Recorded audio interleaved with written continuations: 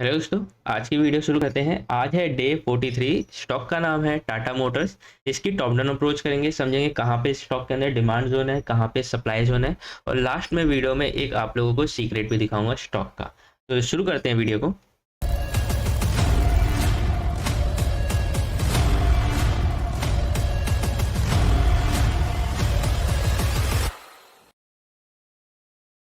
सबसे पहले चलते हैं स्टॉक के ईयरली टाइम फ्रेम पे।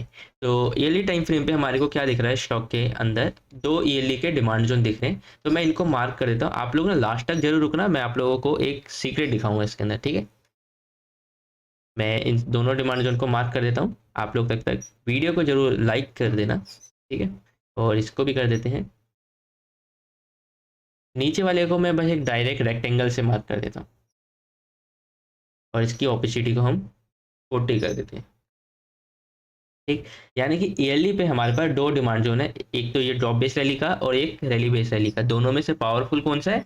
नीचे वाला है, लेकिन वहां तक कभी प्राइस आएगी तब देखा जाएगा। अभी हम इस वाले की बात करते हैं।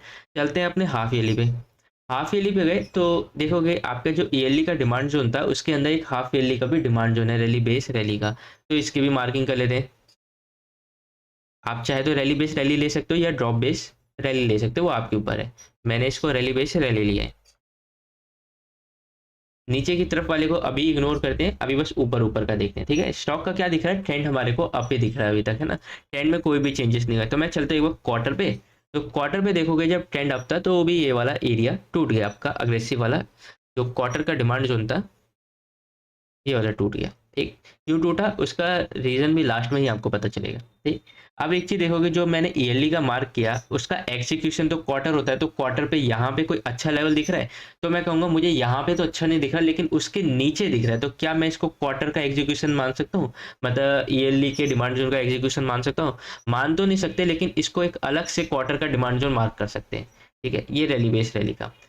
तो यानी कि स्टॉक के अंदर कुछ मुझे अच्छा एग्जीक्यूशन नहीं दिख रहा, यानी कि वाई आई टी ट्रेड मेरी नहीं बन रही है। हाफ ईयरली पे जाऊंगा तो क्या मैं ऐसे डायरेक्ट ट्रेड कर सकता हूँ क्या? तो आंसर है इसको हाँ, हम डायरेक्ट ट्रेड कर सकते हैं। कभी कभी इंटरमीडिएट टाइम फ्रेम पे भी हम एग्जीक्यूशन ना मिले हमें एक अच्छे टाइम फ्रेम पे, तो हम इंटरमीडिएट टाइम फ्रेम पे भी मार्क करके चला सकते हैं, ठीक है। अब चलते हैं, देखिए हम पे क्या क्या बचा है। एक तो ये बचा है, ये नीचे का तो एरिया है ही, और यहाँ पे, ठीक है, हमें वाई आई टी ट्रेड तो नहीं मिली, लेकिन एच वाई आई टी तो ट्रेड मिल सकती है ना, यानी कि हाफ ईयरली वाली तो मिल ही सकती है। तो उसको अभी देख लेते हैं। तो पहले एक काम करते हैं, अपने हाफ ईयरली पे चलते हैं। तो हाफ ईयरली की लोकेशन, क्वार्टर पे ट्रेंड आपका अभी भी अप ही है, मैं इसकी मार्किंग कर लेता हूँ। अब आप कहोगे नहीं सर इसके अंदर तो ये तो टूट गया, पर क्लोजिंग तो नहीं मिली ना। क्लोजिंग जब मिल जाएगी तब हम मान लेंगे आपका ट्रेंड चेंज हो गया। तो एक क्वार्टर का इसको मार्क कर लेते हैं, ठीक है। और अभी हमारे पास कुछ नहीं बचा। अब चलते हैं मंथली पे। और मंथली पे जैसे ही मैं जाऊँगा ना, तो देखिए ये पूरा जो पीछे का कंसोलिडेशन था, इसको ब्रेक करने के पीछे इस रैली बेस, इस रैली वाले डिमांड जोन का हाथ था। अब आप कहोगे ये तो सर बेस लग भी नहीं रही है। तो देखिए मैंने क्या किया, इस वाली कैंडल को और इस वाली कैंडल को और इस वाली कैंडल से कंपेयर किया, तो इन दोनों से बहुत छोटी लग रही है ये, तो जिस वजह से मैंने इसको रैली बेस रैली का डिमांड जोन मान लिया। अगर मैं इसकी विक टू विक मार्किंग करूँ ना, तो मुझे क्या दिख रहा है, ये स्टॉक अभी इस मंथली के, यानी कि आपके H Y I T trade के अग्रेसिव एरिया से चल रही थी, ठीक है। अब अग्रेसिव ये है तो कंजर्वेटिव क्या होगा, तो कंजर्वेटिव आपका ये वाला एरिया होगा, ठीक है। तो मैं इसकी भी मार्किंग कर देता हूँ, ठीक। हम पे दो लेवल है अभी, लेकिन रीसेट में क्या कर सकते हैं वो जानना है हमें, ठीक है, वो भी बता देते हैं। तो अभी पहले जो जो हम पे पेंडिंग है ना, पहले उनको भी मार्क कर लेते हैं, ताकि फ्यूचर में हमें दिक्कत ना हो स्टॉक के अंदर हमने मिस कर दिया हो, ठीक है। तो उसको भी देख लेते हैं। तो देखोगे टाटा मोटर्स आपके अपने H Y I T trade से चल रहा था, अब चल रहा था तो अब क्या करें, जब चल गया अब तो कुछ नहीं कर सकते, तो कर सकते हैं इसके अंदर फॉलो अप डिमांड जोन कर सकते हैं। तो चलते हैं वीकली टाइम फ्रेम पे। तो वीकली पे गए तो हमारे को देखोगे इसके अंदर एक रैली बेस रैली का यहाँ पे भी डिमांड जोन दिख रहा था, जिसकी लेगआउट कैंडल इतनी अच्छी नहीं थी, ठीक है। कोई नहीं, उसको इग्नोर करते हैं, लेकिन ये चल तो रहा था ना।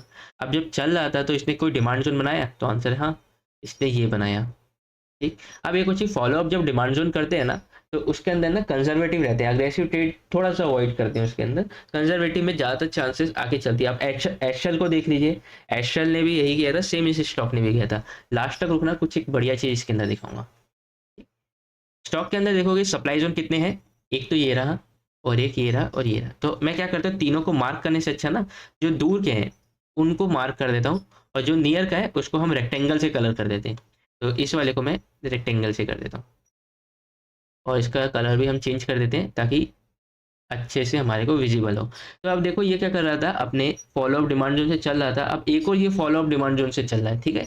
तो क्या टारगेट ये यहाँ तक का है, टारगेट यहाँ तक का है या नहीं वो तो हम बात नहीं कर सकते, ठीक है। हम बस इसमें डिमांड सप्लाई देख सकते हैं। तो चलते हैं डेली पे। तो डेली पे गए तो एक चीज़ देखिए, जब ये स्टॉक ऊपर जा रहा था तो इसने एक रैली बेस रैली का, मैं थोड़ा जूम कर दूं, एक यहाँ पे डिमांड जोन बनाया है 3 या 4 बेस कैंडल, 4 बेस कैंडल वाला, ठीक है। लेकिन अगर सिग्निफिकेंट लें तो सिग्निफिकेंट में इस वाले एरिया से प्राइस चल रही है, लेकिन ये यहाँ से क्यों गिर रही है, यहाँ पे तो कुछ है ही नहीं ना, ये तो मल्टीपल टाइम टेस्टेड है, तो इसी से क्यों गिर रही है, ठीक है। तो अब मैं वो सीक्रेट बताता हूँ कि ये स्टॉक जाएगा या नहीं जाएगा, कैसे जाएगा, वो कैसे पता करें, और मैंने उसके पीछे क्या हिंट लगाया है। तो पहले एक बार समझ लेते हैं कि अगर फ्यूचर में गिर जाता है तो हमारे पास क्या बचा है। तो हमारे पास क्या बचा है, एक तो ये बचा है विदाउट बेस कैंडल वाला डिमांड जोन, ठीक है, जिसकी अभी मैंने मार्किंग नहीं की। चलते हैं वीकली पे। तो वीकली पे हमारे पास अगर और गिर जाता है तो एक तो ये एरिया है, ये है, और एक और चाहिए। मंथली पे जैसे ही जाऊंगा ना तो ईयरली के डिमांड जोन के अंदर देखिए कितना अच्छा जोन है, लेकिन वो बहुत दूर की बात है। पहले प्राइस इन सब में आएगी, इन वाले सब में आएगी, ठीक है। लेकिन अब सीक्रेट जानते हैं। तो सीक्रेट है आपका इसका सेक्टर। तो इसके सेक्टर गया तो सेक्टर कहाँ पे दिख रहा है आपको, सप्लाई जोन में, जिस वजह से स्टॉक गिर रहा है। अब एक हो चाहिए कहाँ तक गिरेगा स्टॉक, तो वो आपका सेक्टर बताएगा आपको वो कहाँ तक गिरेगा। तो देखिए सेक्टर अगर ये यहीं से सेलिंग कंटिन्यू रही तो क्या है रोकने को, यहाँ तक वीकली टाइम फ्रेम पे कुछ भी नहीं है। जैसे ही लेकिन मंथली पे जाऊंगा तो कुछ दिख रहा है आपको, तो आंसर हाँ, लेकिन वो भी देखोगे स्ट्रॉन्ग नहीं है, तो आंसर आप लोगों को मिल ही गया होगा। तो इस वीडियो का कोई पर्पस नहीं है कि आपको बाय सेल करने को मैं बोलूँ, या सेल करने को या बाय सेल करने को।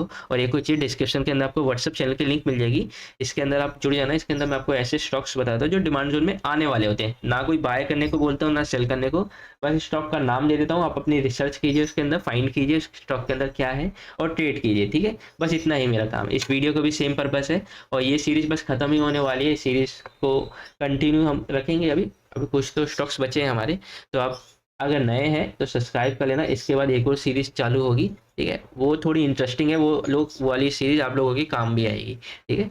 अभी के लिए बस इतना ही।